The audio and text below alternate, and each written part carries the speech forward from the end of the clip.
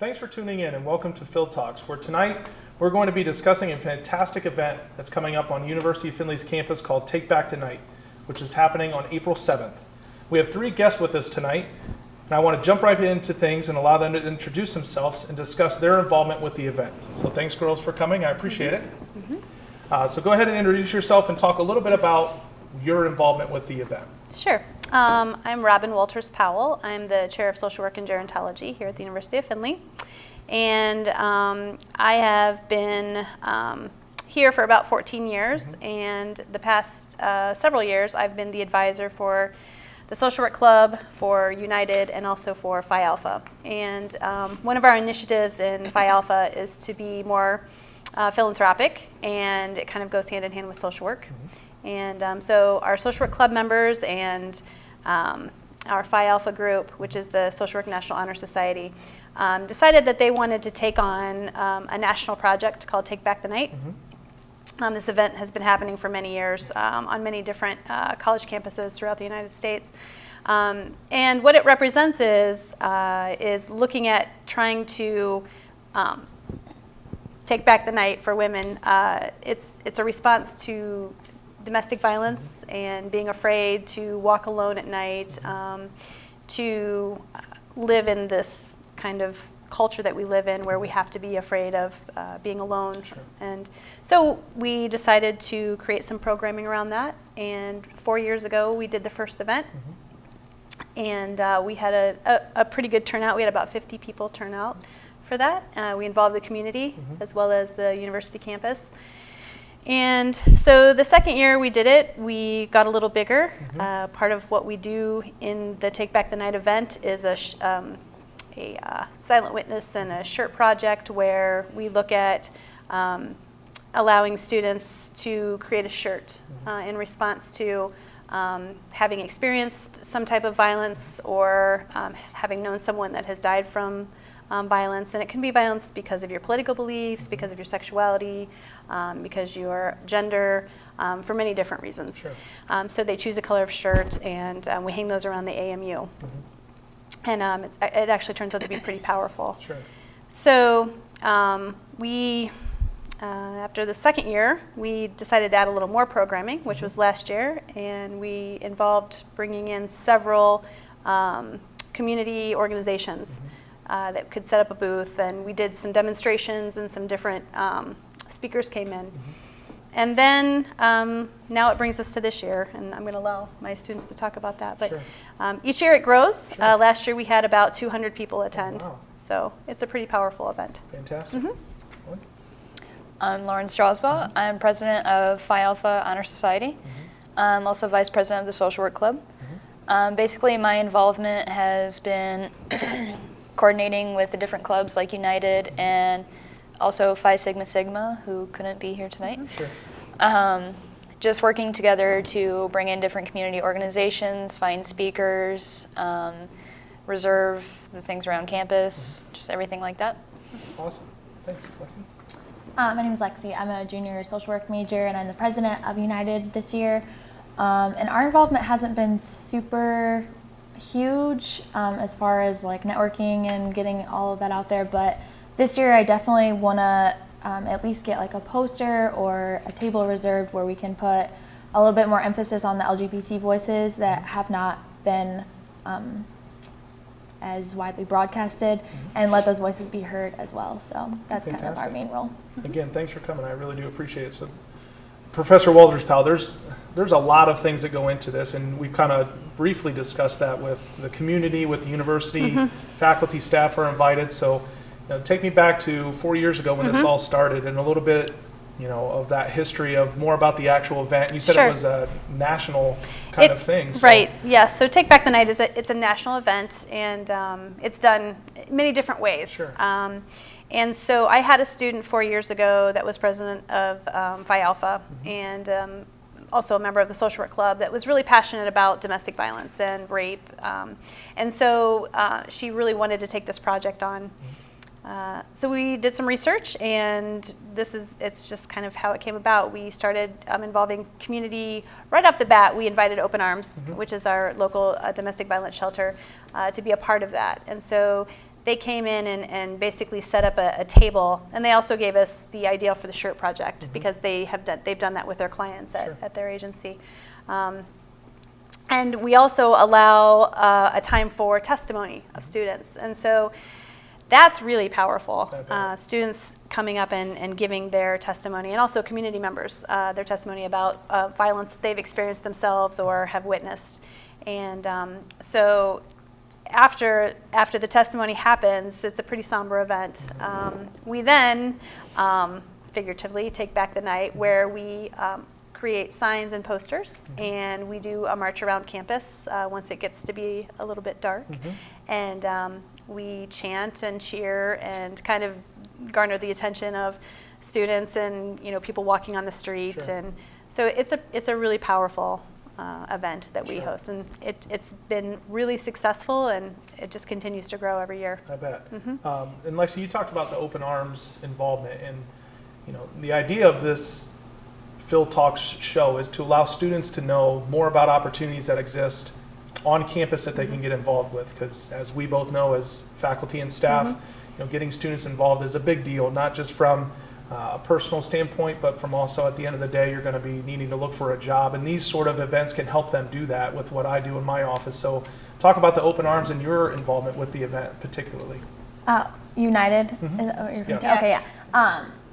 I guess with our members, we've just kind of put the word out there that the event is happening and that it's a very important event to attend. We try with our club to tell people to support all the clubs on campus. We tell people, go out of your comfort zone, attend different events that you wouldn't normally attend, go to different club meetings. That's what they're here for. You're paying, your student activity fee to do this, so attend the events, help your other students. So we always encourage people to be actively involved, but so that's kind of the main way that we've gotten. And part of our shirt project recognizes violence against, people because of their sexuality, and so it's another thread. So Lauren, from your standpoint, and if students are watching this or looking at it and they're thinking they want to get involved, you said you're a senior, right? So you've participated in this before? Last year was my first time. Awesome. So I want to talk about that. So tell me how that first time you've participated led you to be president of the social work club and now being more involved in it as well.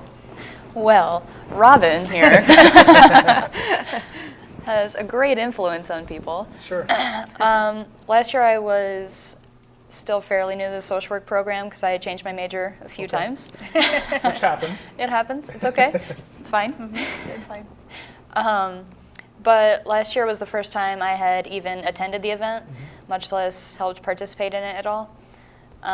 It was just a really eye-opening experience being a part of both the Clothesline Project and being able to hear people's testimonies. So after that, I don't know, it was enjoyable and interesting and very moving. So I wanted to be a part of it. Awesome. So if students are interested, what would you tell them from your perspective of being current students, why they should attend the event, or possibly what they could get out of it? I would say look at the agenda for the day. So it starts at noon with the Clothesline Project, and then there are several different things that are going on throughout the day. So if you feel like, going to a testimony and seeing these people go up on stage and basically giving their story might be too much for you, show your support by going to the Clothesline. Or if you want to run around campus and, cause a ruckus, then attend that part, and you can pick and choose, and that's the cool thing about it. So. Another important part is the silent witness part, which we partner with Bowling Green State University. They have a place where they have all these cutouts of women that have been killed because of domestic violence, and then they have their stories on them. So each year we borrow 8 to 10 of the figures and bring them down to the university, and we set them up throughout the AMU during the day. So students can come and make a shirt to represent, the violence that they've seen or experienced, and then they can walk around and read the stories. And then we have a special little kind of ceremony about the women that, we're kind of honoring them for the day. And so, there's a lot of different opportunities to get involved.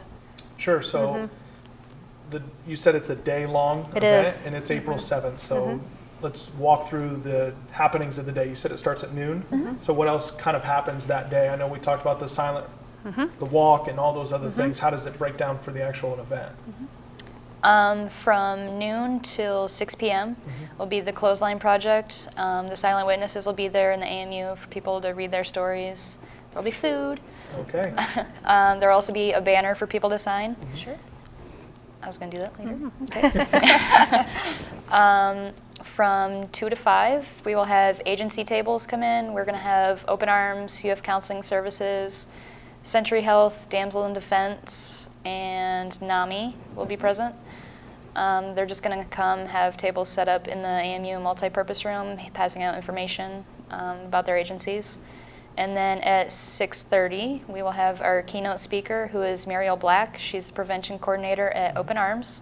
She's going to be talking about rape culture, kind of what it is and what we can do to help prevent it and change it.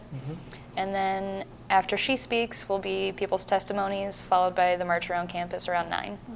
So students can come at any part of this? Yes. That's awesome. So they don't have to stay for the whole thing? No. Nope. Okay. We always get that question when Yes. it comes to an event. You know, do I have It's to a stay long the day, whole time? And with it being an all-day event. We'll be there during all the day, week, yeah. Yes, all day. So this feels like something that's been evolving for the last 4 years. So what are do you envision this being, you know, in the next 5 years? I mean, you said it went from 50 so people Right. to possibly 100 and then even more. So how do you envision it being more involved from a student's perspective or even from the community's perspective as well? Well, I think domestic violence and just violence in general and rape and those issues are really at the forefront Sure. right now of everybody's conversation. And I know our university has spearheaded an initiative when we had the Violence Against Women Act, and so we've made a lot of changes on campus. So that's really allowed people to open up and have a conversation about this in public, whereas before I think it was, you know, kept kind of, Sure. you know, more in the dark. So I think we have so many community partners that are willing to participate in this with us, and you know, the more open we are about these things, the less likely they are to you know, be kept in secret and have that stigma attached. And so I see it as a preventative measure. And then it also, you know, allows victims that feel victimized to have a voice, which is what social work is all about, is advocating for people that don't have a voice. So yeah, I foresee it growing bigger and bigger every year. It's gone, like I said, the first year it was 50, and last year I think we had about 200. That's awesome. And if you count, you know, how many students participate during the day, our goal was to make it all the way around the AMU, which is a sad state of affairs, but it's also an indication of people feeling more empowered to talk and give their story. So last year, I think we made it 3/4 of the way around the AMU with hanging up the shirts during the clothesline project. So the first year, I think we just had 2 sides. So I think our goal this year would be to hopefully have enough students participate to make it all the way around That's awesome. with a shirt. So from a student's perspective, if they're interested in participating or helping on with the event, you know, what should they do? Who should they reach out to? Any of us, And- really. yeah. Is it, you said the social work club is kind of spearheading this, Phi Alpha, yeah. Phi Alpha? So they're the ones organizing it, reaching out to the community, correct? So other than Open Arms and United or whoever the other companies are, is there anyone else in the community that is involved with this from Findlay or Hancock County?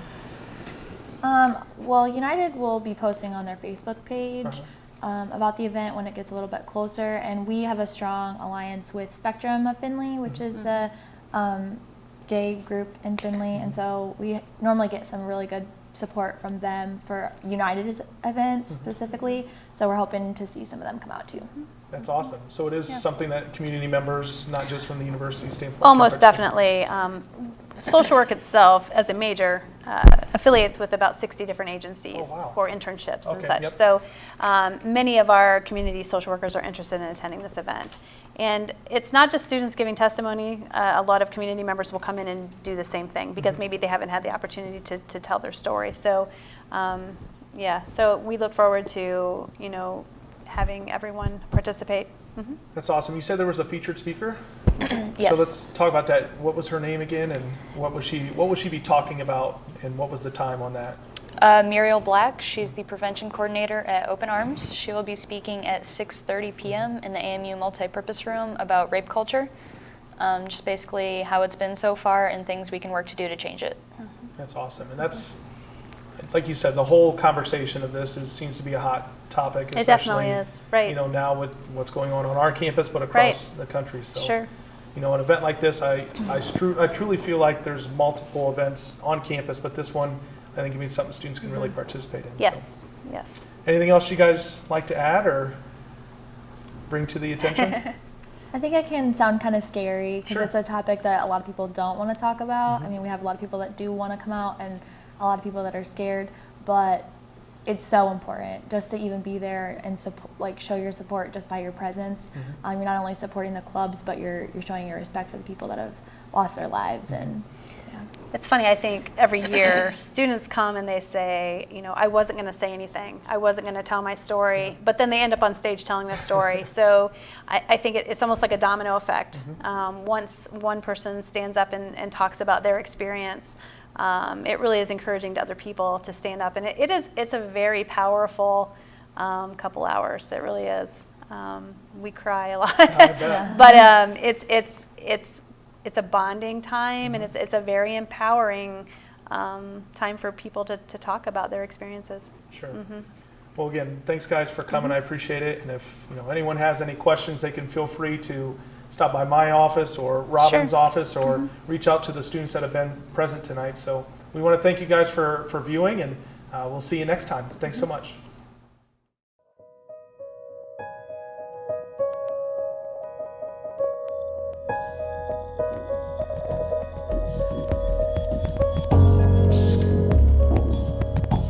The length of my skirt is not an invitation. I feel that my sorority sisters and I should feel safe walking on campus at night. Violence, in all of its forms, is a big deal. This is not just a woman's problem. I want to grow up in a world without violence. No child should grow up knowing violence in their home. Hey, mister, keep your hands off my sister because no means no.